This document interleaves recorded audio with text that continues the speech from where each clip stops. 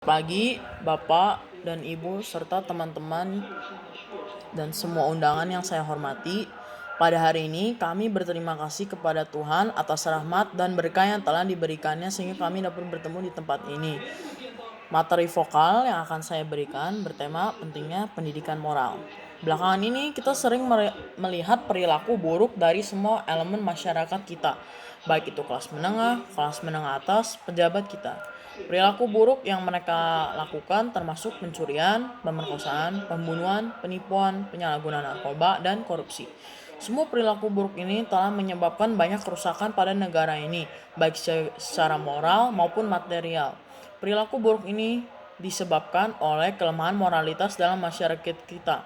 Jadi tidak mengherankan jika perilaku itu masih ada dan sulit dilakukan.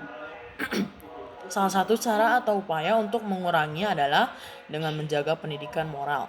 Pendidikan moral itu sendiri adalah pendidikan yang didasarkan pada perkembangan moral siswa, sehingga siswa memiliki moral yang baik di samping memiliki otak yang cerdas.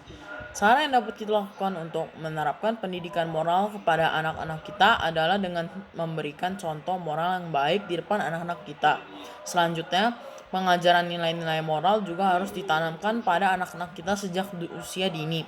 Proses pengajaran harus dilakukan semenarik mungkin dan melibatkan anak dalam proses pembelajaran, sehingga pembelajaran tentang nilai-nilai moral tidak berjalan satu arah. Anak-anak merasa terlibat dan jauh lebih memahami dalam kaitannya dengan nilai-nilai moral yang harus dihormati. Mungkin proses pendidikan moral yang berlangsung tidak singkat dan mudah, namun hasil yang didapat sebanding dengan proses pendidikan moral yang panjang dan sulit. Untuk ini kami menerapkan pendidikan moral untuk anak-anak kami mulai sekarang, baik di keluarga, di masyarakat, dan di berbagai lembaga pendidikan.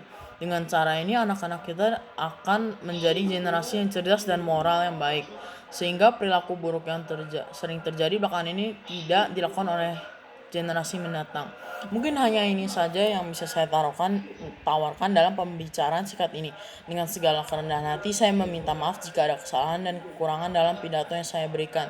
Semoga rahmat dan kesenangannya selalu bersama kita. Michael Clarence.